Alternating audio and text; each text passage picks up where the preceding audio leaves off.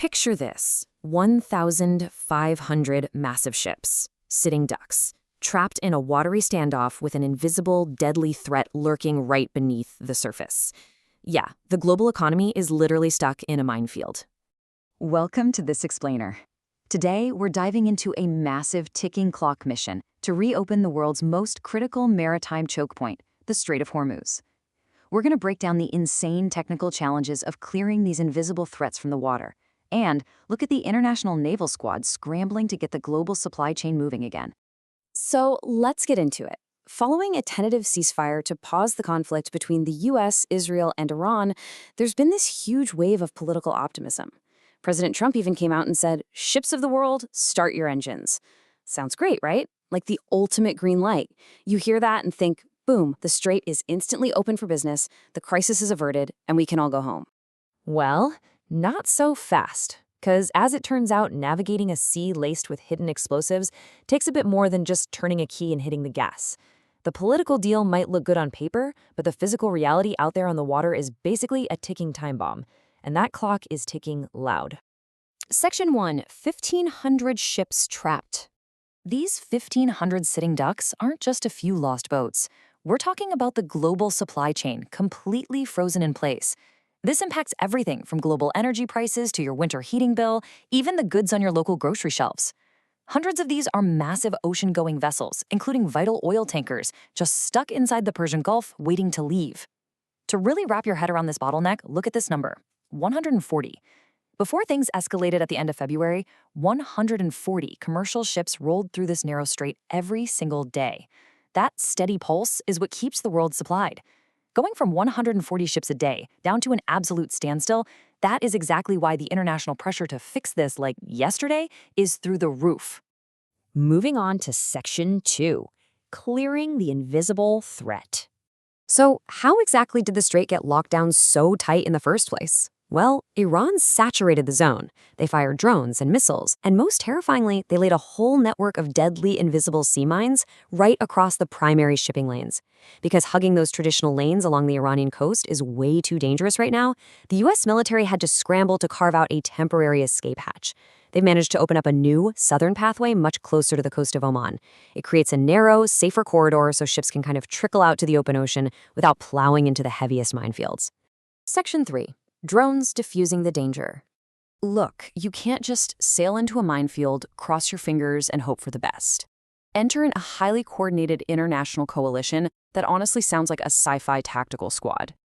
With the US clearing that initial pathway, the UK and France are taking a leading role to systematically diffuse the massive underwater threat. Just look at the sheer technological firepower the British have deployed here. At the forefront, autonomous mine-hunting sea drones. These unmanned little vessels do the terrifying jobs humans really shouldn't be doing. They use advanced sonar to sweep the murky water for invisible, triggered explosives. And backing them up in this defensive mission, you've got advanced counter-drone systems, Typhoon fighter jets overhead, and the HMS Dragon warship locking down the airspace. Working right alongside the Europeans, the United States is bringing its own high-tech toolkit to the party. The US military is running highly specialized drone boats, while helicopters spot surface threats from above, and dedicated warships hold the perimeter. What's absolutely crucial about this international synergy is that US forces have already successfully intercepted and taken out a bunch of Iranian mine-laying vessels. Because think about it, it's a massive cooperative effort. You've got to stop new mines from going into the water while you desperately try to clear the old ones. Section 4. The escape route. Okay, so we've got 1,500 massive ships waiting around, burning money, and a sophisticated international fleet sweeping the waters. The million-dollar question is, how fast can this massive backlog actually be cleared through that southern lifeline? Right now, on that Oman line, they are carefully squeezing about 25 ships a day through the passage. In the near term, officials expect to ramp that up to 40 or 50 ships a day pretty quickly. The ultimate goal? US officials believe it's realistic to return to normal, full-scale operations within 30 days. It is a really tense, methodical crawl back to normalcy.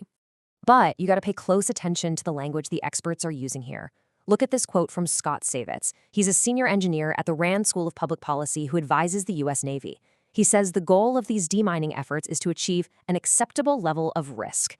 Think about that for a second. That is a chilling phrase if you're the captain of a multi-million-dollar oil tanker, right? The reality is, absolute 100% guaranteed safety isn't the immediate benchmark. The aim is just reducing the danger enough for these brave crews to finally throttle up and make a run for it. And honestly, that is exactly why the shipping industry is dragging its feet a bit. The International Chamber of Shipping doesn't see this as some magical overnight fix. To them, it's a very gradual, cautious process of building confidence. Before they risk their crews and their cargo, the industry is demanding two things. First, hard confirmation that those transit areas truly do not contain mines. And second, rock-solid assurances that this fragile political agreement between the U.S. and Iran is actually going to hold up under pressure. Which brings us to Section 5. The toll booth trap. Just when you think the physical danger of blowing up is the only hurdle left, there's this highly unpredictable financial threat lurking at the end of the corridor, and it could literally derail this entire recovery operation. The U.S. administration has laid down a super firm marker regarding the financial rules of the strait. President Trump insists the waterway will be permanently toll-free, and Vice President J.D. Vance backed that up, saying it'll be toll-free for the long term. The American stance is totally unambiguous. International waters mean free passage for global commerce, period. But to understand why this is such a massive sticking point, we have to look back just a few months. Because back in March 2026, the Iranian Revolutionary Guard Corps, the IRGC, actually set up a physical toll booth in the strait. Now, it's kind of unclear if any commercial ship owners actually paid a toll during that time, since the records are a bit murky, but the physical infrastructure to charge vessels was put right there into place. So now, this has turned into a high-stakes game of semantics. Iran's foreign ministry is out there stating that vessels transiting the strait will absolutely not pay tolls. Instead, they claim they're going to charge service fees, basically invoices meant to cover navigation facilities, environmental protection, and maritime support services. But does simply crossing out the word toll and writing in service fee magically make it legal? Well, according to naval experts, the answer is no, not at all. James R. Holmes from the U.S. Naval War College hits the nail on the head here. He says, there is no provision in international law for a coastal state charging for passage through a natural waterway, whether you call it a toll or a fee or whatever. Legally speaking, you just cannot gatekeep a natural choke point. So here we are at the ultimate standoff. The autonomous drones are out there sweeping for mines. Naval warships are locking down the perimeter. The physical path out of the Persian Gulf is slowly, methodically becoming clear. But the political and financial price of that passage, that remains entirely unknown. Will the U.S. end up accepting these service fees as the semantic cost of peace? Or will Iran be forced to drop the toll booth altogether? The fate of 1,500 trapped ships and arguably the global economy's most vital choke point hangs in the balance. The path is clear, but the price is unknown. So, who blinks first?